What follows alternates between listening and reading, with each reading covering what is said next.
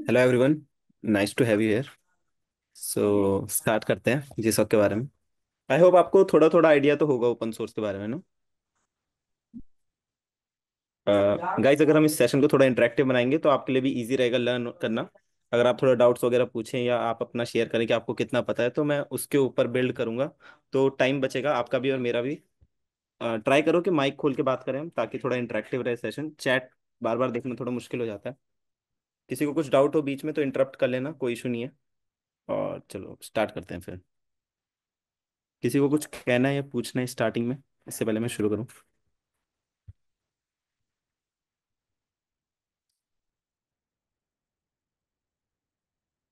चलो ठीक है, फिर शुरू करते हैं। मेरी स्क्रीन दिख रही है सबको?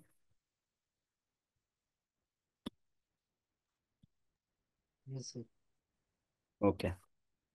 सो I will start with my introduction. My name is Adarsh Raut. I have done my Google Summer of Code under the P4 Language Consortium, where I was responsible for making the documentation of P4 compiler. So it was a project of large size for which I was paid 3,000 US dollars. So which translate to 2.5 lakhs for 3 months of period. And you can also get the same amount of money. But money is not the motivation here. The main motivation is to learn and to upskill yourself, and while gaining invaluable experience that you can share with your future recruiters and gain more opportunities. Also, I am also a mentor in GDG. I have also won the Google Developers Solution Challenge Hackathon 2024. I was among the top 100 teams in the world. So let's start with the main part. What exactly is Google Summer of Code? Basically open source एक ऐसी चीज़ है जहाँ पे companies अपना code internet पे available करती हैं, ताकि आप उस पर काम कर सकें और उसे इम्प्रूव कर सकें। एज अ बिगनर आप ज़्यादा कुछ नहीं कर सकते, क्योंकि कोड बेस बहुत बड़े बड़े होते हैं। पर अगर आप उनके साथ टाइम इंटरेक्ट करेंगे तो आप चीज़ें सीखोगे, और उससे फिर पता चलता है कि हाँ, ये जो आदमी है ये प्रोजेक्ट को हैंडल कर सकता है, समझ सकता है। इसीलिए इसकी ज़्यादा इंपॉर्टेंस है। क्योंकि जितने भी प्रोजेक्ट्स हैं वो छोटे लेवल के नहीं होते हैं, सब इंडस्ट्री लेवल प्रोजेक्ट्स होते हैं, और वहाँ पे high grade of quality maintain की जाती है। दैट्स द ओनली रीज़न कि गूगल समर ऑफ कोड को इतनी रिस्पेक्ट मिलती है, क्योंकि जो प्रोजेक्ट्स हैं वो एक्चुअल प्रोजेक्ट्स होते हैं कंपनी के। और वो ऐसे जैसे यूजुअली स्टूडेंट्स जो प्रोजेक्ट बनाते हैं वो सोलो प्रोजेक्ट्स होते हैं, वो उतने बड़े स्केल के नहीं होते हैं। पर जीसॉक में जो प्रोजेक्ट्स होते हैं वो सब अच्छे स्केल पे भी होते हैं, और अच्छी क्वालिटी में भी लिखे होते हैं। तो हमारी जो ऑर्गेनाइजेशन हैं वो 27 फेब को अनाउंस होंगी इस ईयर की। और बाकी तो ये स्टैट्स वगैरह हैं जो आप देख सकते हैं, इतना इंपॉर्टेंट नहीं है। बस आपको ये पता होना चाहिए कि आपको गूगल समर ऑफ कोड करना है या नहीं करना है। सिर्फ दो चीज़ें होती हैं। ओपन सोर्स सबके लिए नहीं है। काफ़ी लोग ऐसे ही चले जाते हैं। अगर आपको जेन्युइन इंटरेस्ट नहीं है तो प्लीज़ मत जाना। अगर आपको इंटरेस्ट है तो जाना, और फिर आपको मतलब काफ़ी चीज़ें सीखने को मिलेंगी रास्ते में। इसका जो स्केल है काफ़ी बड़ा है। अगर आप सॉफ्टवेयर डेवलपर बनना चाहते हैं फिर तो ऑब्वियसली आपको इसमें जाना चाहिए। पर अगर आपका वो पाथ नहीं है, आप किसी और पाथ पे हैं, तो it's not important for you.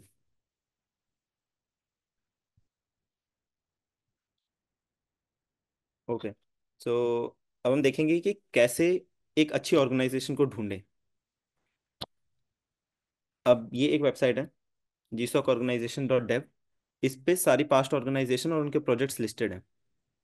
आप यहाँ पे देख सकते हो कि 2024 में, 2023 में और 2022 में कौन कौन सी ऑर्गेनाइजेशन आई थी और उन्होंने किस किस प्रोजेक्ट पे काम किया था। अब इसका फ़ायदा क्या है कि जो ऑर्गेनाइजेशन पहले आ चुकी हैं वो दोबारा आती हैं और लगभग सिमिलर प्रोजेक्ट्स के साथ आती हैं। तो आप यहाँ से एक आइडिया लगा सकते हैं कि आपको किस तरीके की चीज़ें सीखने की ज़रूरत है, क्या टेक स्टैक आपको पसंद है। आप उसके हिसाब से भी ले सकते हैं। सपोज आपको सी में कोई प्रोजेक्ट चाहिए तो आप यहाँ से सिलेक्ट कर सकते हैं। आपको पाइथन में भी काम करना है, आप यहाँ से सिलेक्ट कर सकते हैं। या आप और फिल्टर्स भी लगा सकते हैं। बाकी अगर आपको कैटेगरी वाइज सर्च करना है तो वो भी यहाँ पे ऑप्शंस हैं। बहुत सारी कैटेगरीज होती हैं जिन पे जिसको काम करता है, और अकॉर्डिंगली आप वो कर सकते हैं अपने हिसाब से। ठीक है। अब जैसे हम एग्जांपल लेते हैं CC एक्सट्रैक्टर का। तो इसमें अगर आप किसी भी और के लिए जाएंगे तो आपको दिखेगा कि अ, इन्होंने 6 प्रोजेक्ट्स लाए थे 2016 में, और काफ़ी हाई नंबर ऑफ प्रोजेक्ट्स हैं इसमें। ये नंबर ऑफ सक्सेसफुल प्रोजेक्ट्स हैं। जीसॉक में सिलेक्ट होने के बाद आपका प्रोजेक्ट सक्सेसफुल इस बेसिस पे होता है कि बीच में दो इवैल्यूएशन होते हैं, उसके बेसिस पे आपका प्रोजेक्ट सक्सेसफुल या फेलियर माना जाता है। तो ये आप पिछले प्रोजेक्ट्स को पढ़ सकते हैं इनके बारे में इनका डिटेल, इन्होंने कौन सा कोड सबमिट किया था, आप वो भी चेक कर सकते हैं। ये आप देख सकते हैं, इस प्रोजेक्ट का पूरा डिस्क्रिप्शन है, कैसे ये बना था, क्या चीज़ें थी, और कोड वगैरह भी आपको अगर चेक करना है तो। अब जो मैं आपको सजेस्ट करूंगा वो ये है कि एटलीस्ट प्रीवियस 3 इयर्स तो आप चेक करें, क्योंकि कभी कभी ऐसा होता है कि और नेक्स्ट ईयर में नहीं आती है, पर अगर वो 3 साल से आ रही है तो इसका मतलब अगले साल भी आएगी। और उसके बाद एक बार आपने कोई ऑर्ग सिलेक्ट, इसमें गिट भी है, आप गिट में भी कंट्रीब्यूट कर सकते हैं। गिट जो गिटहब का ऑफलाइन वर्जन है, जो वर्जन कंट्रोल के लिए यूज होता है। तो इसके अगर आप प्रोजेक्ट्स देखेंगे तो इसमें थोड़े प्रोजेक्ट्स कम हैं, 1 2 3, इतने ज़्यादा प्रोजेक्ट्स नहीं हैं। अब मैंने जिस ऑर्ग में कंट्रीब्यूट किया था वो थी P4 लैंग्वेज कंसोर्टियम। बट इसका मतलब ये नहीं है कि मैंने सिर्फ इस ऑर्ग में कंट्रीब्यूट किया था, मैंने ओपन विस्प में भी कंट्रीब्यूट किया है, और मैंने प्लोन में भी कंट्रीब्यूट किया है, और भी कई ऑर्ग्स हैं, मैंने बहुत सारी ऑर्ग्स में कंट्रीब्यूट किया था। आपको हर जगह थोड़ा थोड़ा हेल्प करनी है। फिर उसके बाद जो ऑर्ग आपको लगेगा कि हाँ इस ऑर्ग के साथ मेरे को आगे जाना है, आप उसमें आगे और अच्छे से मेहनत करो, क्योंकि मैंने इन सब में ट्राई किया था।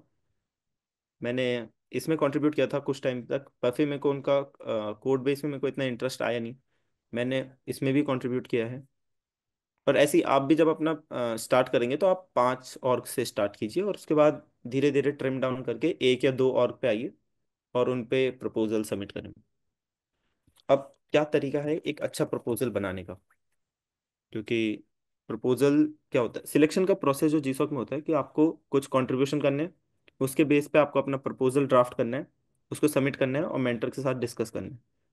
और एक बार ये हो जाता है, फिर उसके बाद वो रिजल्ट अनाउंस करते हैं कि हमें किसके साथ जाना है, और तब आपका सिलेक्शन होता है। अब एग्जाम्पल के लिए, जैसे ये एक रेपो है P4C की, P4 कंपाइलर की। तो यहाँ पे एक ऑप्शन है वॉच का, इसमें अगर आप चाहें तो किसी भी टाइप की नोटिफिकेशन ऑन रख सकते हैं, जैसे मैंने इश्यूज और पुल रिक्वेस्ट की करी है।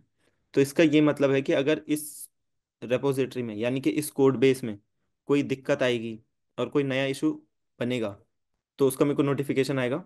अगर कोई नई पुल रिक्वेस्ट होगी तो उसका मुझे नोटिफिकेशन आएगा। इसका फ़ायदा क्या है? इसका फ़ायदा ये है कि सपोज़ यहाँ पे कुछ भी चलती, कोई भी एक्टिविटी हो रही है, तो मैं उसके बारे में इन्फॉर्म रहूँगा, मुझे हमेशा नोटिफिकेशन आती रहती है। अब जैसे अब तो मैं इस कम्युनिटी का पार्ट बन गया हूँ, तो वो मुझे खुद ही मेंशन कर देते हैं अगर मेरे लायक कुछ भी काम होता है। और जैसे आप यहाँ पे देख सकते हो, ये मेरा कुछ कंट्रीब्यूशन से रिगार्डिंग यहाँ पे कुछ कुछ हमारा डिस्कशन चल रहा है, अभी हम किसी टॉपिक पे बात कर रहे हैं, ये मेरे को मेंशन किया हुआ है उन्होंने। पर जब आप एक नए कंट्रीब्यूटर हो तो उस टाइम पे अगर आपको उनकी आंखों में आना है या आपको नोटिस होना है, तो उसके लिए आपको खुद इश्यूज में जाके मैसेज करना होगा। जैसे ये एक नया इशू है, तो इसमें आप आके लिख सकते हो कि हाँ मेरे को इस पे काम करना है। जैसे मैंने, अभी तो हम इस पे डिस्कस ही कर रहे हैं, तो इस पे अभी काम नहीं हो रहा है, पर हम इस पे बात कर रहे हैं कि इसमें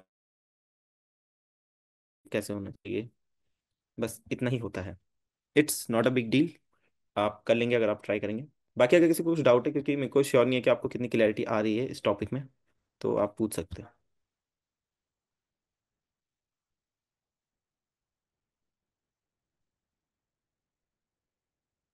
sir I have a question कि यस श्योर। अभी जैसे 27 को स्टार्ट हो रहा है ये, इस बार का ऑक्स रिलीज हो रहा है, तो अभी कोई स्टार्ट करना चाहे तो फिर वो क्या मतलब कर सकता है, कि क्या होना चाहिए उसका रोड में, आप क्या एक्सप्लेन कर सकते हैं इस बारे में कुछ तो।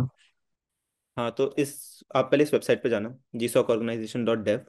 इस पर आपको प्रीवियस ऑर्गेनाइजेशन मिल जाएंगे। जैसे कि मैंने कहा, आप पहले चेक करो कि आपको किस टेक स्टैक पे काम करना है। आप ये ऑप्शन 3 तो पक्का सिलेक्ट कर लेना, क्योंकि जो ऑर्ग 3 साल लगातार आई है, जैसे ये ऑर्ग है 2022, 2023, 2024, और ये 2000 लाइक आ रही है 17 से अभी तक, तो इसका मतलब ये इस साल भी आएगी। तो ये ऑर्ग हैं जिन्होंने कन्फर्म आना है। फिर आप इस पे जाओ, इनके पिछले प्रोग्रेस के बारे में पढ़ो कि इन्होंने क्या क्या चीज़ों पे काम किया है।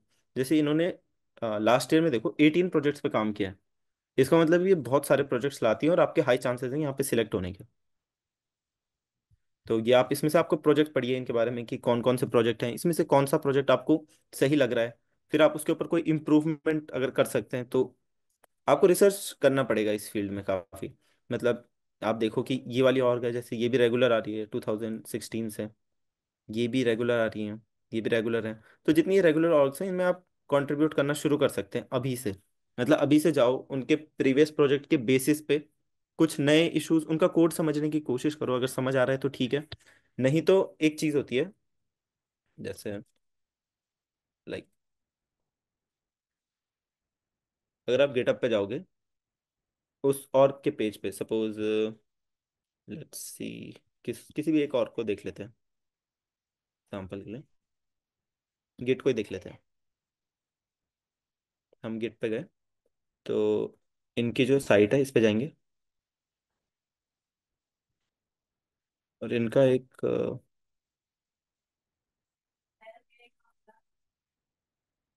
ये इनका प्रीवियस प्रोजेक्ट है, ठीक है, Google summer of code website पे।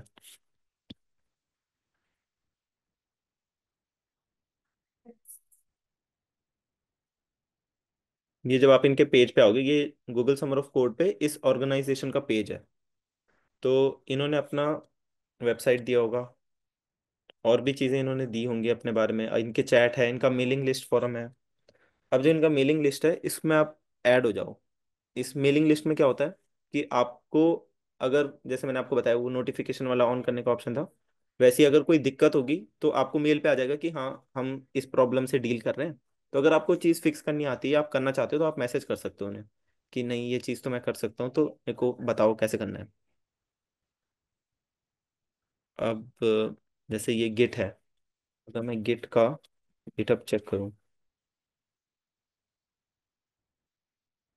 ये गिट की जो ऑफिशियल रेपोजिटरी है वो है। अब अगर मैं इसमें जाऊँ तो यहाँ पे अगर आप गिट पे जाओगे जैसे,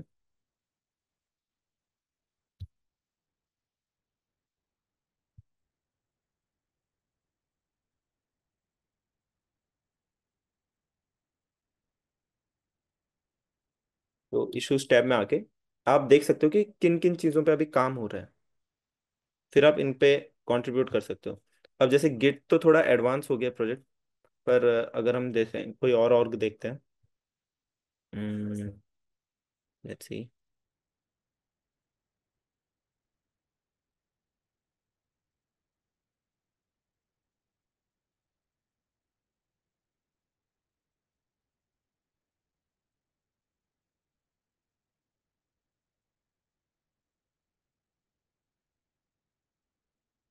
ये ओपन विस्प का पेज है, जैसे मैंने आपको गिट का दिखाया था।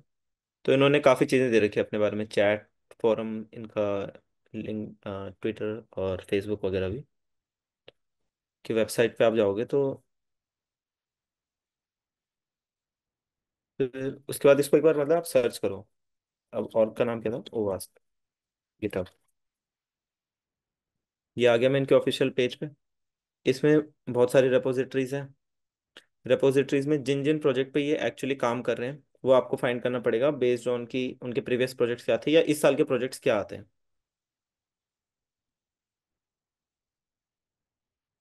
तो इसमें देखो, इसमें एक टैग दिख रहा है आपको, गुड फर्स्ट इशू का। इसका मतलब होता है गुड फॉर न्यू कमर्स, यानी कि वो प्रो ये वो प्रोजेक्ट्स हैं, मतलब वो प्रॉब्लम्स हैं जिनको कोई नया कंट्रीब्यूटर है वो भी सॉल्व कर सकता है। इसके लिए आपको कोड बेस की ज़्यादा अंडरस्टैंडिंग होने की ज़रूरत नहीं है। इनको आप अप्रोच कर सकते हो और इसमें आके आप, अब जैसे इसमें कुछ इशू है H T T P only needs update, तो इसको अगर आप पढ़ोगे तो बिना ज़्यादा डिटेल के भी आप इसे सॉल्व कर दोगे। इसीलिए गुड फर्स्ट इशू का टैग होता है। उस टैग का सिर्फ ये मतलब है कि कौन से इजी इश्यूज हैं, पर एक दो बार आप इजी इशू को सॉल्व कर लेते हो तो आपको थोड़ा थोड़ा कोड की अंडरस्टैंडिंग बिल्ड होगी। और जब तक ऑर्गेनाइजेशन अनाउंस होंगी तब तक आप थोड़ा थोड़ा समझ चुके होंगे कि क्या करना है। आई होप मेरा आपका डाउट क्लियर हो गया हो। बोला ठीक अभी है, ठीक है। हरिओम सर ने या तो। बहुत इंपॉर्टेंट है कि आप कितना कंट्रीब्यूशन करते हो, क्या चीज़ें करते हो। मैंने भी बोला जैसे आपको कि रिसर्च बहुत ज़रूरी है, इसमें इस फील्ड में आपको रिसर्च करनी पड़ेगी कि कैसे प्रोजेक्ट्स हैं, कौन सा प्रोजेक्ट आपके लिए सूटेबल है। अब सी में बहुत प्रोजेक्ट्स होते हैं, पर सी बहुत डीप भी हो सकती है, बहुत नॉर्मल लेवल पे भी हो सकती है। हर प्रोजेक्ट में आपको देखना पड़ेगा कि क्या ये प्रोजेक्ट आपके लायक है, क्या आपको इसमें इंटरेस्ट है या नहीं है। वो चीज़ें बहुत इंपॉर्टेंट रहेंगी डिसाइड करने के लिए कि कौन सा प्रोजेक्ट करना है और किस ऑर्गेनाइजेशन के अंदर जाना है। Hi everyone. मेरे को आपसे एक रिक्वेस्ट है, जो भी जितने भी ज्वाइन है, आपके पास जितने भी डाउट्स हैं आप प्लीज़ मेंटर से पूछो, क्योंकि अभी एक डाउट उत्कर्ष के साथ आया है सर। आप हरिओम सर, इनको उत्कर्ष को अनम्यूट कर दीजिए। हाँ सर, मेरा ये डाउट था, अगर कोई फर्स्ट ईयर का स्टूडेंट है जो अभी कॉलेज में आया है, तो उस तो उसके लिए क्या रोड मैप रहना चाहिए, कौन सा लैंग्वेज चूज करना चाहिए ओपन सोर्स में कंट्रीब्यूट करने के लिए, और क्या क्या आना चाहिए। सबसे ज़रूरी चीज़ है कि आपको गिट और गिटहब आना चाहिए सबसे पहले तो। बाकी लैंग्वेज टेक स्टैक डिपेंड करेगा कि आपको किस प्रोजेक्ट में इंटरेस्ट आ रहा है। हमेशा जिस भी प्रोजेक्ट पे आप काम करोगे, ज़रूरी नहीं होगा कि वो प्रोजेक्ट आपको समझ आ ही रहा है। काफ़ी चीज़ें आपको ऑन द वे भी सीखनी पड़ेंगी। ऐसा कभी नहीं होगा कि आपने कोई प्रोजेक्ट सोचा कि हाँ ये मुझे समझ आ रहा है, वो आपको 100% उसी दिन समझ आ जाए। वो आपको खुद उस पर रिसर्च करके आगे जाना पड़ेगा, काफ़ी चीज़ें आपको रास्ते में बिल्ड करनी पड़ेंगी। मेरा जो प्रोजेक्ट था वो डॉक्यूमेंटेशन का था। तो मैं जिस टूल का यूज़ कर रहा था, वो टूल में ही कुछ इश्यूज थे, तो मैंने जो टूल था, उनके जो ओनर थे उनको टेक्स्ट किया कि इस चीज़ को ठीक करो। वो भी गिटहब पे थे, वो भी ओपन सोर्स है। तो हमने उस टूल को भी इम्प्रूव किया और उस टूल का यूज़ करके अपना डॉक्यूमेंटेशन भी इम्प्रूव किया।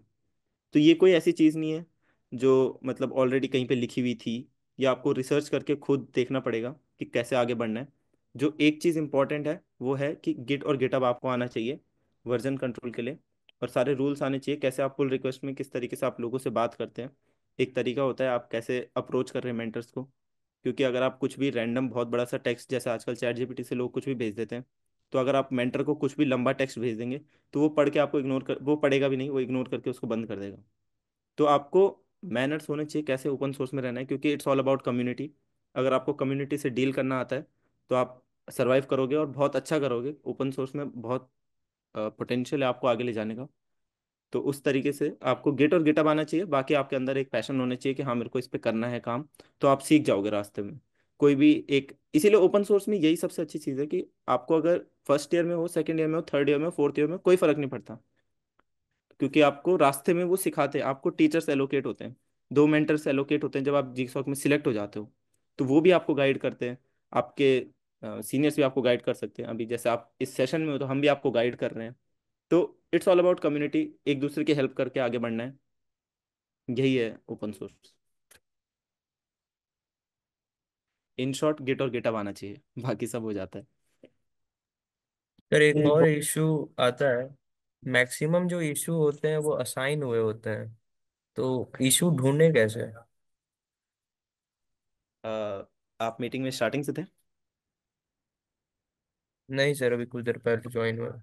हाँ, तो मैंने एक चीज़ दिखाई थी कि आप रेपोजिटरी में जाके वॉच वाला एक फीचर होता है उसको एक्टिवेट कर सकते हैं। ऊपर आप किसी भी रेपोजिटरी में जाओ, एक वॉच का फीचर होता है। तो उसमें आप कस्टम नोटिफिकेशन सेट कर सकते हो कि कोई नया इशू आए तो आपको नोटिफिकेशन आना चाहिए। कोई नया पुल रिक्वेस्ट आए तो उसका नोटिफिकेशन आना चाहिए। मैंने क्या किया था, मैंने 3-4 ऑर्ग्स में ये नोटिफिकेशन ऑन कर रखे थे। आप फ़ोन में गिटअप का ऐप इंस्टॉल कर लो ताकि आपको ऑन द गो आपको मैसेज आ जाए जैसे ही कोई नया इशू आता है। और जाके आप उसे सीधा क्लेम कर लो, क्योंकि कंपटीशन हाई है, आपको भी पता है बहुत लोग ट्राई कर रहे हैं। तो जो पहले मैसेज करेगा उसको असाइन हो जाएगा वो चीज़। तो मैं सजेस्ट करूंगा गिटअप का ऐप डाउनलोड कर लो अपने फ़ोन में। और रेपोजिटरी पे जाओ, उसमें वॉच फीचर को ऑन करो। इश्यूज के लिए ऑन कर दो, पुल रिक्वेस्ट के लिए ऑन कर दो। कभी कभी ऐसा होता है कि किसी नए बंदे ने पुल रिक्वेस्ट डाली, तो आप उस पुल रिक्वेस्ट में जाके उसकी हेल्प भी कर सकते हो। ज़रूरी नहीं है कि सारे कंट्रीब्यूशन आपके होने चाहिए। पर आपको मेंटर्स की मतलब ऐसे मेंटर्स को पता चलना चाहिए कि आप भी काम कर रहे हो, आप भी देख रहे हो कि बाकी लोग क्या काम कर रहे हैं। तो आपका जितना इंटरेक्शन रहेगा उतना आपको हेल्प मिलेगा आगे।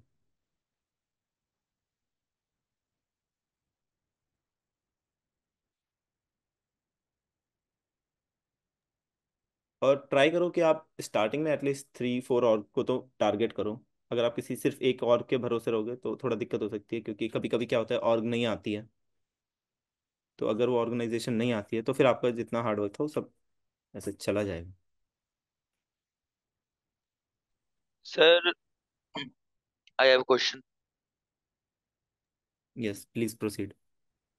सर, अगर हम लोग कंट्रीब्यूट कर रहे हैं, तो कंट्रीब्यूट करते करते वो जीसॉक में हमको चांस कैसे मिलेगा? हम लोग कैसे सेलेक्ट होंगे? मेंटोर्स की नजर में रहेंगे तो वो लोग खुद जीसॉक की टीम से कांटेक्ट कर लेंगे अपने बारे में, या फिर हम लोग को कुछ करना पड़ेगा उसके लिए? जीसॉक का जो कंट्रीब्यूशन वाला फेज है वो वो आपकी तरफ से है कि आपको कितना करना है, क्या करना है, नहीं करना है। जीसॉक में जो सिलेक्शन का प्रोसेस है, आपको एक प्रपोजल बनाना होता है। प्रपोजल में क्या होता है कि प्रोजेक्ट वो अभी 27 तारीख को जब रिलीज होंगे, तो उसमें सब कुछ लिखा रहेगा कि हमको ये इशू सॉल्व करना है। तो आप एक प्रपोजल लिखते हो। प्रपोजल आपका समवेयर अराउंड 13 to 15 पेजेस होता है। उसमें आप लिखोगे कि इस प्रोजेक्ट को मैं कैसे सॉल्व कर सकता हूँ, या इसको मैं कैसे बिल्ड कर सकता हूँ। आप उसमें प्रोटोटाइप बना के उनको स्क्रीनशॉट भेज सकते हो। आप मेंटर से बात कर सकते हो मेल पे कि जो आपने प्रॉब्लम स्टेटमेंट दी है उसमें मुझे लगता है कि इस तरीके से हम इसे सॉल्व कर सकते हैं। फिर मेंटर आपको और गाइड करेंगे। फिर आप अपना प्रपोजल बिल्ड करो उसके अराउंड। समझ रहे हो? आपको आपका जो सिलेक्शन प्रोसेस का जो आप कह रहे हो वो डिपेंड करता है आपके प्रपोजल पे। अगर आप मेंटर की नज़र में हो भी और आपका प्रपोजल अच्छा नहीं है, तो सिलेक्शन में आपको इशू होगा। आपका प्रपोजल है मेन चीज़। वो एक ओ, डॉक्यूमेंट होता है जिसमें आप एक्सप्लेन करते हो पूरा कि हाँ ये इशू है, मेरे को समझ आ गया है, मैं ऐसे ऐसे इसको ठीक कर सकता हूँ। तो सर वो जो मेंटोर्स होंगे वो जिस कंपनी में हम कंट्रीब्यूट कर रहे होंगे, वो उसी के मेंटर्स होंगे? नहीं, जीसॉक और ये मिला के करते हैं। जैसे मेरे जो मेंटर थे वो एक नोकिया से थे और एक उसी कंपनी में थे जिसमें मैंने कंट्रीब्यूट किया था। तो दो मेंटर होते हैं हर प्रोजेक्ट के, एक प्राइमरी मेंटर होता है, एक सेकेंडरी मेंटर होते हैं। और मेंटर्स और ऑर्गेनाइजेशन मिल के डिसाइड करती है कि किसका प्रपोजल सिलेक्ट होगा। आपका प्रपोजल मेंटर के हाथ में भी होता है सिलेक्शन, पर कहीं ना कहीं ऑर्गेनाइजेशन के हाथ में भी रहता है। तो आपको ध्यान रखना है कि आपका अगर मेंटर से बन भी रही है अच्छी, फिर भी आपको प्रपोजल पे काम करना है। मेन चीज़ वही है जो आपको सिलेक्ट कराएगी। Okay sir, thank you sir. Sir, can you tell us more tips on giving proposal for somebody who's starting now, contributing जो भी start कर रहा हो? I couldn't understand the question, can you please Sir, repeat? कि more tips on preparing a proposal for आप हिंदी में भी somebody who's बोल सकते starting हो, to आप हिंदी में contribute भी बोल now. सकते हो, कुछ इशू नहीं है। Hello? Hello? Yes sir, I am saying कि अगर कोई अभी start कर रहा है हम्म। कंट्रीब्यूट करना, तो कुछ आप टिप्स और दे सकते हैं प्रपोजल प्रिपेयर करने के लिए? देखिए, जो आपका प्रपोजल होगा ना वो आप तब तक नहीं बना सकते जब तक प्रॉब्लम स्टेटमेंट्स रिलीज नहीं हो जाती। तो टिप्स मेरी यही रहेंगी कि आप प्रॉब्लम स्टेटमेंट को ना एक बार सिर्फ पढ़ो एक बार, फिर उसको 2 बार पढ़ो, 3 बार पढ़ो, 4 बार पढ़ो। फिर उसको समझो कि एक्चुअली प्रॉब्लम है क्या। क्योंकि पहले में बार में आपको समझ नहीं आएगा, वो पूरा अलग प्रॉब्लम है। और यूजुअली क्या होता है, अभी तक जो यूजुअली स्टूडेंट्स करते हैं वो यूट्यूब ट्यूटोरियल फॉलो करते हैं, उसमें से प्रोजेक्ट बना देते हैं, कुछ भी बना देते हैं, कॉपी करके वो बन जाता है। पर जो जीसॉक के जितने भी प्रोजेक्ट्स रहते हैं वो सब यूनिक रहते हैं।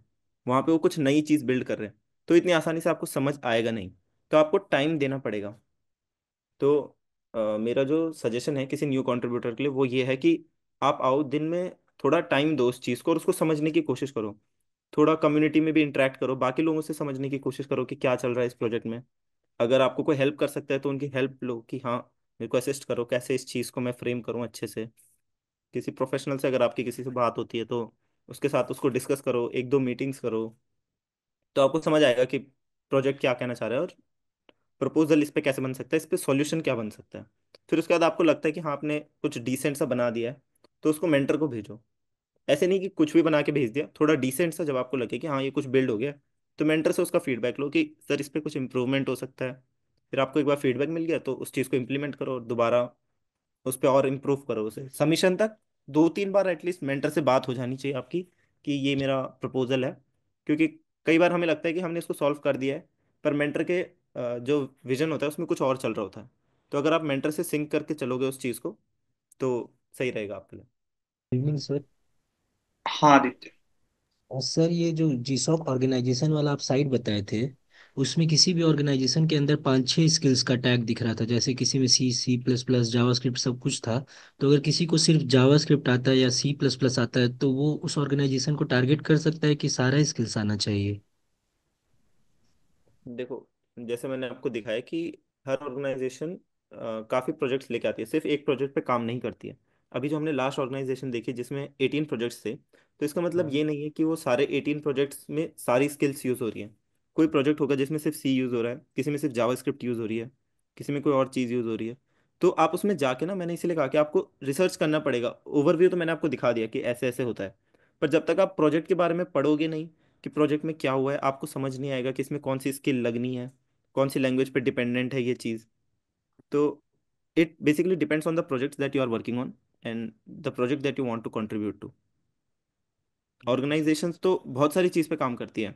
उस ऑर्गेनाइजेशन की वेबसाइट भी होगी तो वो जावास्क्रिप्ट भी लिखेगी। उस ऑर्गेनाइजेशन ने अपने बैकएंड पे भी कुछ काम कराया होगा तो वो स्किल भी लिखेगी। पर इसका मतलब ये नहीं है ना कि आपको सब कुछ आना चाहिए। आपको सिर्फ अपने प्रोजेक्ट पे फोकस करना है कि हाँ ये चीज़ मुझे करनी है और इसके लिए मेरे पास ये स्किल होनी चाहिए, और आप फिर वो चीज़ सीखो। Okay sir. सर, आप इस पे टिप्स दे सकते हैं क्या कि मेंटोर्स को कैसे मैसेज करना है कि वो हमारे फिर उसको अपलिफ्ट करे, देखे? सी, जो मेंटर्स होते हैं उनका टाइम थोड़ा वैल्यूएबल होता है। तो मेरी एक ही एडवाइस है कि जब तक आपको लगता नहीं है कि आपने कुछ डिसेंट बना लिया है या कुछ अच्छा नहीं हो गया। जो मेरे केस में क्या था, मेरे पास एक मतलब मेरे भैया हैं, मेंटर हैं वो भी। तो उन्होंने भी गूगल समर ऑफ कोड किया था, तो मैंने अपना प्रपोजल पहले उन्हें दिखाया था। हमने मीट करी थी, काफ़ी लंबी मीट हुई थी, उसमें मैंने पूरा बोला कि मैं ऐसे ऐसे सोच रहा हूँ कि ऐसे चीज़ें होंगी। फिर मैंने उनके साथ डिस्कस किया अच्छे से। तब उन्होंने मुझे कुछ चीज़ें बताई, मैंने उसको इम्प्रूव करा। फिर मैंने जाके मेंटर को अप्रोच करा। मेंटर को अप्रोच करने से पहले आप अपने प्रपोजल को एटलीस्ट 3 या 4 लोगों से उसको वेरीफाई करा के, उसको थोड़ा फिल्टर आउट करा के और उसको इम्प्रूव करके तभी आप मेंटर को अप्रोच करो, क्योंकि मेंटर्स का टाइम बहुत इंपॉर्टेंट रहता है। वो पहली बार में आपका रिप्लाई कर देंगे, पर अगर आपके मैसेजेस रिलेवेंट नहीं हुए, वो नेक्स्ट टाइम आपका रिप्लाई नहीं करेंगे। मेंटर्स काफ़ी एक्टिव रहते हैं, हेल्पिंग रहते हैं, पर उनका भी टाइम इंपॉर्टेंट है, उनको और काम भी होते हैं। मेंटरिंग उनका मतलब एक सेकेंडरी टास्क रहता है, वो उनका प्राइमरी करियर गोल नहीं है उनका। वो बस कंट्रीब्यूट करने के लिए आते हैं क्योंकि उन्हें ओपन सोर्स में हेल्प करना पसंद है। तो उनका टाइम वैल्यूएबल है। आप सिर्फ इंपॉर्टेंट चीज़ भेजो उन्हें, मेंटर्स आपका रिप्लाई करेंगे, कोई इशू नहीं है। पर अगर आप उन्हें ख़राब चीज़ भेजोगे तो नेक्स्ट टाइम शायद वो आपका रिप्लाई लेट करें या शायद आपको गोस्ट कर दें।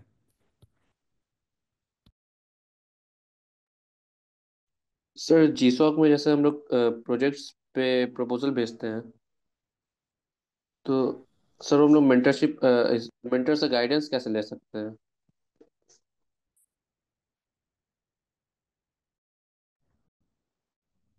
हर ऑर्गेनाइजेशन का एक कम्युनिटी फोरम होता है। कोई जुलूप यूज़ करता है, कोई स्लैक यूज़ करता है, कोई कुछ और यूज़ करता है। तो आपको उस ऑर्गेनाइजेशन के पेज पे आपको उनका कम्युनिकेशन मीडियम मिल जाएगा। वहाँ पे जाके आप रीच यस आउट सर। कर सकते हो उन्हें। Okay sir. और फिर उसके बाद तो वही गाइड्स कि आप उनको एक्स्ट्रा चीज़ ना भेजें, सिर्फ इंपॉर्टेंट चीज़ भेजें और डिस्टर्ब ना करें उन्हें ज़्यादा। Yes sir.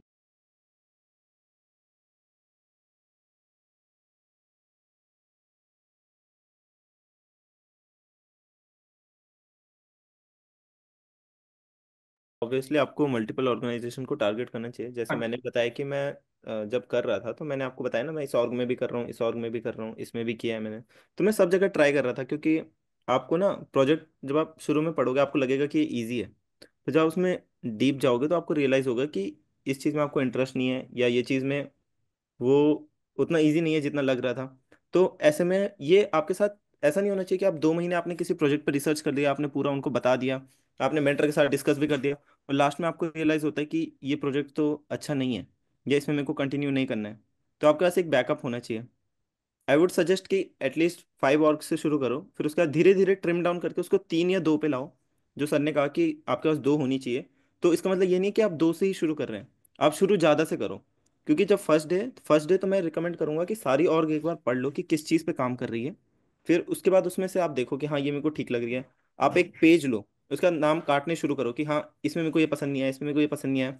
फिर आप जब लास्ट में आ रहे हो ना, तब आप देखो कि हाँ ये ऑर्ग हैं, ये 5 हैं, इसमें से सबके कोड देखो, फिर कोड देखो, प्रोजेक्ट्स देखो।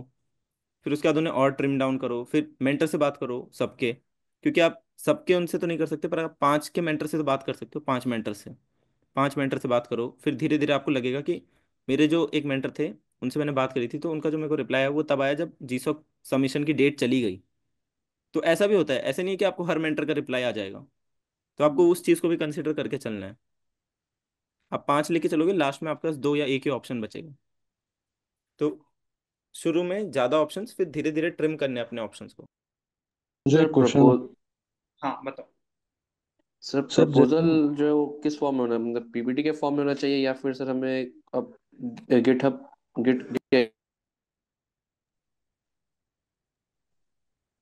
ये प्रपोजल जो होता है वो पीडीएफ में सबमिट यस होता है, पीडीएफ फॉर्म में सबमिट होता है। सर, और पीडीएफ फॉर्म। हाँ, और अभी आपने पूछा था कि मैं अपना प्रपोजल शेयर कर सकता हूँ, तो मैं कर दूंगा। बट आपको मेरा प्रपोजल काम नहीं आएगा, क्योंकि हर org के प्रपोजल के एक टेम्पलेट होता है जो वो शेयर करते हैं। हर org का रिक्वायरमेंट अलग होती है। जैसे मेरी org ने टेम्पलेट शेयर किया था, तो उसमें उनको बताना था मेरे को कि अपना बैकग्राउंड बताओ, आपने किस किस पे काम किया, क्योंकि वो डॉक्यूमेंटेशन रिलेटेड टास्क था। तो उन्हें पता होना चाहिए था कि क्या मैं इस लायक हूँ कि मैं वो चीज़ को कर सकता हूँ या नहीं। तो उनको मेरा बैकग्राउंड डिटेल्स चाहिए थी, उनको चाहिए था कि why I am a good fit for this role. पर ये हर प्रपोजल में अप्लाई नहीं होता है। कुछ प्रपोजल प्योरली टेक्निकल होते हैं, उसमें वो सिर्फ आपको टेक्निकल चीज़ें पूछते हैं कि इसको कैसे इम्प्लीमेंट करोगे, इसका किस तरीके से करने का आप प्लान कर रहे हो। बट मेरे उसमें थोड़ा बैकग्राउंड वेरिफिकेशन वगैरह भी था।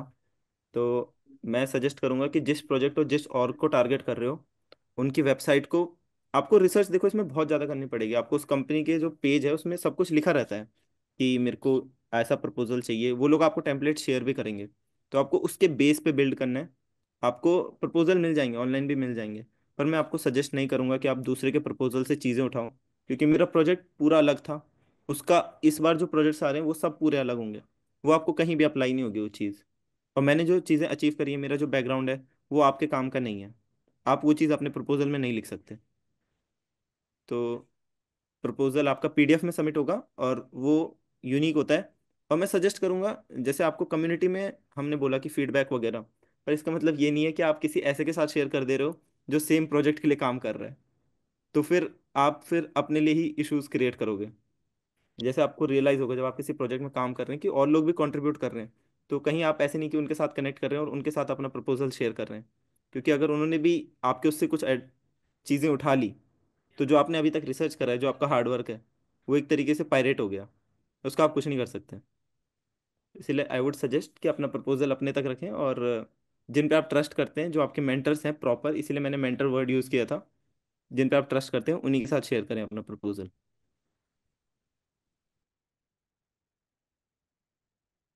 सर मेरा एक डाउट है, जीसॉक 2024 में कंट्रीब्यूट करा था haskell.org के लिए। तो सर उसमें मैंने ये किया था कि कंटिन्यूअस इंटीग्रेशन टेस्टिंग जो होगा उसको, मेरा सोल्यूशन ये था कि haskell वेब टूल बनाएंगे जिस जो डेवलपर जो अपना टेस्ट लॉग सबमिट करता है उसे एक स्पूरियो बॉट के थ्रू एक फुल टेक्स्ट सर्च डेटाबेस बनेगा और इफेक्टिव सर्चिंग एंड फिल्टरेशन होगा। तो सर जब मैंने haskell.org के लिए सबमिट करा था तो उसमें मेरा प्रपोजल एक्चुअली रिजेक्ट हुआ था। तो क्या क्या डालना चाहिए, लाइक कुछ सजेशन कि उसे बेटर कर सके। देखो, जो मैंने आपको वेबसाइट दिखाई उसमें आपने देखा होगा कुछ ऑर्ग में सिर्फ 3 प्रोजेक्ट्स हैं, किसी में 18 प्रोजेक्ट्स हैं। तो जो न्यू ऑर्ग होती हैं, गूगल समर ऑफ कोड एक लिमिटेड नंबर ऑफ स्लॉट देता है उन्हें कि वो इतने ही प्रोजेक्ट्स को सिलेक्ट कर सकती हैं। इसलिए वो अपने जितने भी उनके पास प्रोजेक्ट प्रपोजल होते हैं उनको सॉर्ट करते हैं, उसका जो टॉप 3 या टॉप 2 जितने उनके पास स्लॉट्स हैं, उसके बेसिस पे वो प्रोजेक्ट्स एलोकेट करते हैं। जितनी पुरानी ऑर्ग होगी वो उतने ज़्यादा प्रोजेक्ट्स को एलोकेट कर सकती है।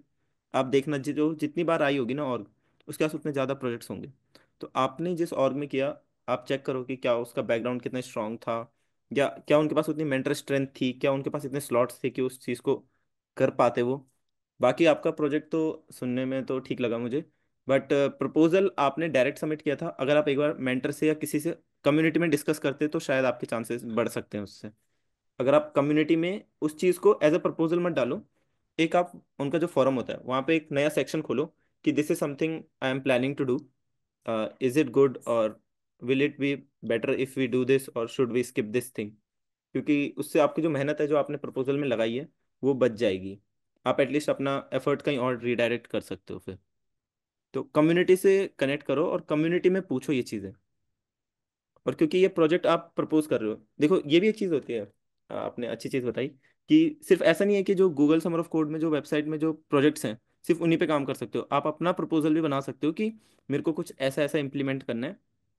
पर उसके लिए आपको कम्युनिटी से कनेक्ट रहना पड़ेगा और उनसे डिस्कस करना पड़ेगा प्रॉपर। क्या आपने किसी से वैलिडेशन लिया था कि ये अच्छा आइडिया है या नहीं है? ये सर मेरे मेंटर थे, फेंडर नाम था उनका। तो बट उनका दिक्कत ये था कि मेरा जब सबमिशन खत्म हो गया तब उनका रिप्लाई आया था। हाँ, मैंने वही कहा ना, देखो आप अगर मल्टीपल प्रोजेक्ट्स पे काम करोगे तो ये चीज़ आपके साथ नहीं होगी। मेरे मेरे भी मेंटर का एक का रिप्लाई एंड में आया था जब सबमिशन खत्म हो गया था। तो ऐसा हो जाता है कई बार। कोई बात नहीं, आप इस बार ट्राई करो, सेम और को रीच आउट करो, या आप सेम आइडिया को लेके किसी और को रीच आउट करो। और उनको मतलब एक्सप्लेन करो कि हाउ इट इज़ बेनिफिशियल। एक मेंटर से अगर एक मेंटर आपको रिप्लाई नहीं दे रहा, आप किसी और मेंटर को मैसेज करो सेम ऑर्ग में। जैसे ज़रूरी नहीं है कि वो मेंटर हो, आपको जैसे आप गेटअप पे जाओगे तो आपको दिखेगा कि कौन एक्टिव कंट्रीब्यूटर्स हैं। तो इसका मतलब वो भी ऑर्गेनाइजेशन में इंपॉर्टेंट लोग हैं, तो आप उनको भी रीच आउट कर सकते हो। वो भी वॉलेंटियर कर सकते हैं कि हाँ ये प्रोजेक्ट अच्छा है, और वो खुद ही आपके मेंटर बन सकते हैं। तो ओपन सोर्स में ये फ्रीडम रहता है। तो आई वुड सजेस्ट कि मल्टीपल लोगों को मैसेज करो, स्पेशली क्योंकि आपने उस पर हार्ड वर्क किया था, तो at least share it with more people, specially with the mentors.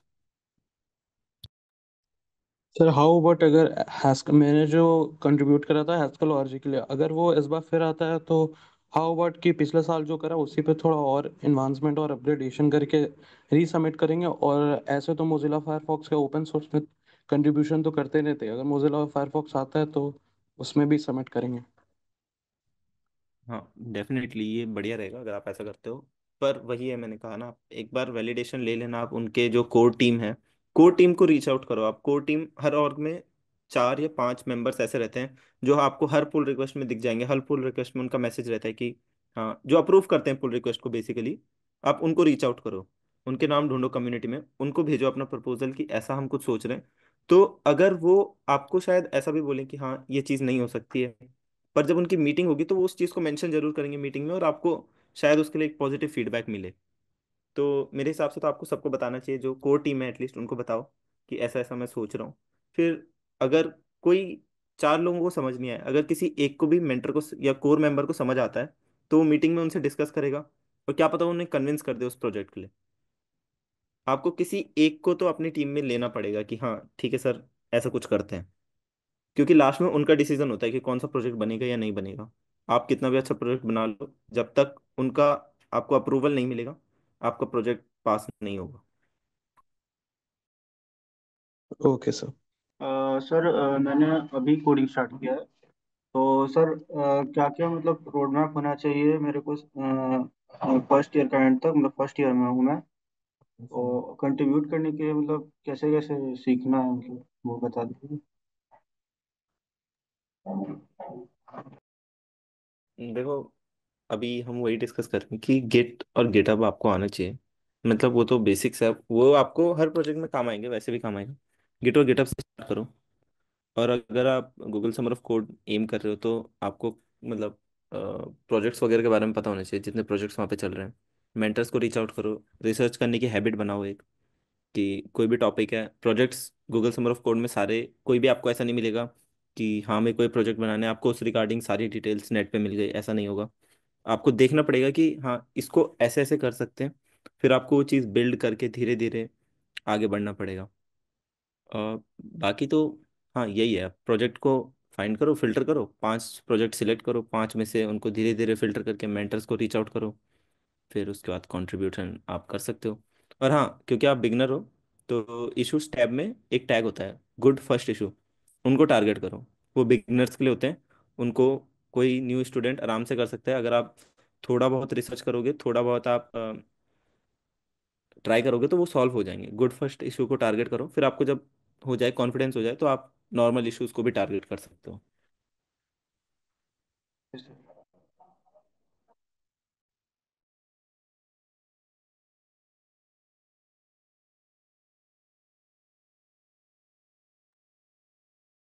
Also Hariom sir ने अभी एक बहुत सही चीज़ कही थी, कि आप मेंटर्स को ये सब मत पूछो कि मुझे ओपन सोर्स करना है, मुझे ये करना है, मैं कैसे करूं। आप आप मेंटर्स को ऐसे सवाल मत पूछो कि मेरा ये प्रोजेक्ट है, ये लोकली सेटअप नहीं हो रहा है, इसे कैसे सेटअप करूं। तो मेंटर्स ऐसी चीज़ों के रिप्लाई नहीं करते। अब जैसे प्रोजेक्ट जो होते हैं उनको लोकली सेटअप करने में टाइम लगता है, आपको हफ्ता भी लग सकता है। मेरे को एक प्रोजेक्ट को सेटअप करने में, मुझे याद है जुलिप का प्रोजेक्ट था, 1 महीना लग गया था मुझे उसे सेटअप करने में। पर मैंने उसको मेंटर को कभी रीच आउट नहीं करा, क्योंकि अगर आप मेंटर्स को ऐसी चीज़ों के लिए परेशान करोगे जो कि बहुत बेसिक है, तो उनको समझ आ जाता है कि अगर इन्हें प्रोजेक्ट अपने उस पर डाउनलोड करके रन करना नहीं आ रहा है, तो बिल्ड करना तो मतलब बहुत बड़ी बात हो गई फिर। तो आप प्रोजेक्ट्स को एटलीस्ट अपने आप सेटअप करो लोकली, डॉक्यूमेंटेशन को पढ़ो। फिर जब आप डॉक्यूमेंटेशन को पढ़ोगे, आपको दिखेगा कि डॉक्यूमेंटेशन में भी कुछ कुछ गलतियां होती हैं कभी कभी। उन चीज़ों के लिए फिक्स भेजो कि हाँ यहाँ पे कुछ दिक्कत लग रही है, इस चीज़ को ठीक कर दो। और ऐसे ऐसे करके आप मतलब समझ सकते हो प्रोजेक्ट को। अगर आप ट्राई करोगे कि हाँ भाई मेरे को तो मेंटर ही बताएंगे, सब कुछ मेंटर है बताने के लिए, तो फिर वो आपको इग्नोर कर देंगे और आपके चांसेस कम हो जाएंगे सिलेक्शन के। मेंटर्स को सिर्फ तब रीच आउट करो जब आपके पास पूरा बन चुका है कि हाँ प्रोजेक्ट मैंने बना लिया है, सब कुछ मैंने कर लिया है, मुझे समझ आ गया है क्या करना है, थोड़ा थोड़ा समझ आ गया है, अब मैं मेंटर को बताता हूँ कि हाँ मैंने ऐसा सोचा है। पर आप ऐसे जाओगे मेंटर के पास कि ये तो ऐप डाउनलोड नहीं हो रही है या मेरे को बनाना ही नहीं आ रहा है, तो मेंटर उसमें कुछ नहीं कर सकता। वो उस मैसेज को देखेगा, शायद आपकी हेल्प भी कर दे एक बार, पर नेक्स्ट टाइम वो आपका मैसेज खोलने से पहले एक बार सोचेगा कि क्या करना है, खोलना है कि नहीं।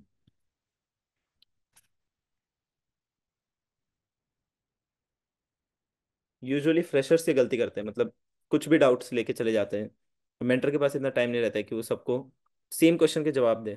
उसके पास 10 ऐसे मैसेज आएंगे कि मेरे को बताओ प्रोजेक्ट कैसे सेटअप करें, प्रोजेक्ट कैसे सेटअप करें, तो वो उस चीज़ का रिप्लाई नहीं करेगा। जो चीज़ ऑलरेडी इंटरनेट पे अवेलेबल है कि इस प्रोजेक्ट को कैसे सेटअप करना है, वो चीज़ आप मेंटर को मत पूछो। मेंटर को सिर्फ वो चीज़ पूछो जो इंटरनेट पे अवेलेबल नहीं है, जो ऐसी चीज़ है कि हाँ प्रोजेक्ट से रिलेटेड जो चीज़ उन्होंने मेंशन नहीं किया है, आपको कोई डाउट आ रहा है बीच में, वो पूछो। ये मत पूछो कि सर मेरे पीसी में तो चल नहीं रहा है, मेरे पीसी में तो हो नहीं रहा है, वो चीज़ें मत पूछो मेंटर को कभी। वो तुम्हारा काम है उसे फिक्स करना।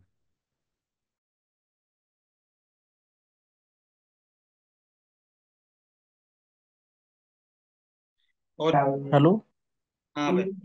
हाँ सर, मेरा ये क्वेश्चन था कि आपने जो प्रोजेक्ट बताया इसका क्या क्या क्या की डिपेंडेंसीज है और ये कैसे वर्क करता है। प्रोजेक्ट है जैसे कोई भी, उसका क्या क्या की डिपेंडेंसीज होगा। देखो ये चीज़ प्रोजेक्ट टू प्रोजेक्ट डिपेंड करेगी ना। आप ऐसे तो कैसे बता सकते हैं कि किस प्रोजेक्ट की क्या की डिपेंडेंसीज हैं। वो तो आपको, जैसे मैंने पहले बोला कि रिसर्च आपको करनी पड़ेगी। आप ऐसे नहीं कर सकते कि हाँ मुझे किसी ने बता दिया है कि ये 10 स्टेप्स करने हैं और हो जाएगा। आपको रिसर्च करनी पड़ेगी अपने लेवल पे। आपको अपने लेवल पे देखना पड़ेगा कि हाँ ये प्रोजेक्ट ऐसे ऐसे सेटअप हो रहा है, इसमें ये टेक्नोलॉजीज यूज़ हो रही हैं। हर प्रोजेक्ट के उसमें डिपेंड करेगी आप किस प्रोजेक्ट को अप्रोच कर रहे हो, क्योंकि गूगल समर ऑफ कोड का जो स्पेक्ट्रम है वो बहुत ज़्यादा है। काफ़ी सारी टेक्नोलॉजीज पे वो काम करते हैं।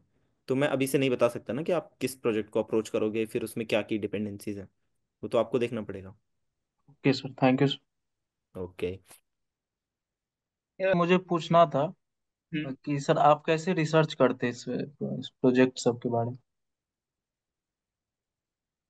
रिसर्च कैसे करते आ, रिसर्च 2 फेज में होती है।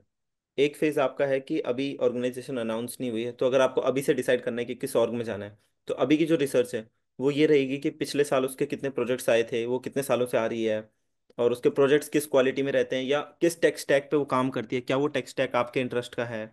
ये कुछ सवाल होते हैं जिनका आपके पास जवाब होना चाहिए जब आप रिसर्च कर रहे हैं। रिसर्च करने से पहले आपके पास एक गोल होना चाहिए कि हाँ ये 4-5 चीज़ें जो मुझे जाननी है, फिर उसके बाद उस तक कैसे पहुंचना है वो आपको टाइम लगा के देखना पड़ेगा। अब एक बार प्रोजेक्ट्स अनाउंस हो गए, उसके बाद आपको प्रोजेक्ट पे कैसे रिसर्च करनी है। सबसे पहले प्रोजेक्ट पे जाओ। अब उसके बाद क्या करो कि जो पिछले साल के उसी ऑर्ग के प्रोजेक्ट्स थे उनको चेक करो कि क्या ये उससे रिलेटेड हैं। अगर उससे रिलेटेड है तो उसके बारे में पढ़ो, 2-3 बार पढ़ो उसे। उसके बाद चेक करो कि इसको मतलब किस तरीके से फिक्स किया जा सकता है या क्या किया जा सकता है। सर्च करो नेट पे कि इस टाइप के कोई सिमिलर प्रोजेक्ट है। मतलब आपको एग्जैक्ट प्रोजेक्ट कभी नहीं मिलेगा। आपको ऐसा मिल सकता है कि जैसे मेरे डॉक्यूमेंटेशन का था, तो उसमें मेरे को मिला कि हाँ एक पार्ट किसी ने कहीं कर रखा था, एक पार्ट किसी ने कहीं कर रखा था। मतलब आपको वही प्रोजेक्ट मिलेगा पर 4-5 टुकड़ों में मिलेगा कि हाँ उस प्रोजेक्ट में कुछ कुछ ऐसा सेम था, इसमें कुछ ऐसा सेम है। तो उससे आप इंस्पिरेशन ले सकते हो। उससे इंस्पिरेशन लो और अपने प्रोजेक्ट को फिर उस हिसाब से विजन करो कि हाँ ऐसा कुछ बन सकता है। हैं। Okay sir. ओके।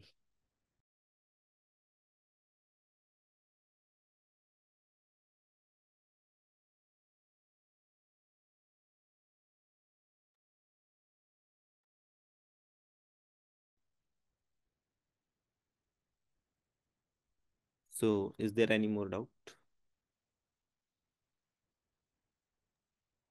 सर आपने बोला देखना कि पिछले साल कौन कौन सा ऑर्गेनाइजेशन है और उसमें क्या क्या प्रोजेक्ट्स थे, तो और मैंने बताया कि हैस्कल पे काम करा था, तो क्या मुझे हैस्कल पे फिर से करना चाहिए क्योंकि पिछले साल बना हुआ है, या फिर मुझे फर्दर दूसरे कोई ऑर्गेनाइजेशन पे देखना चाहिए।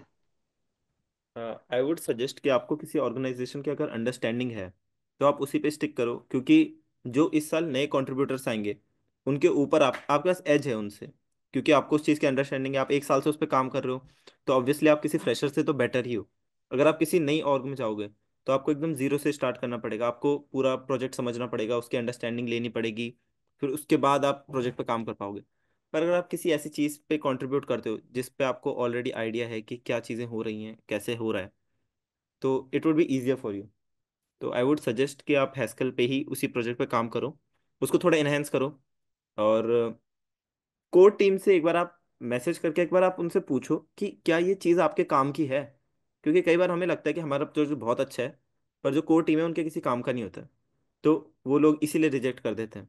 तो आप एक बार उनसे उनका आंसर ले लो कि क्या उनको इस चीज़ पे काम करना है या नहीं करना है। अगर आपको नो मिलता है सारी कोर टीम से तो ड्रॉप कर दो उस चीज़ को, क्योंकि फिर कोई फायदा नहीं है उस पर टाइम देके। पर हाँ, अगर आपको किसी एक भी कोर टीम मेंबर का अप्रूवल मिल गया तो आई वुड सजेस्ट कि आप इसी प्रोजेक्ट पे करो, क्योंकि आपको एक्सपीरियंस है इसमें और आप आई गेस कर लोगे इसे।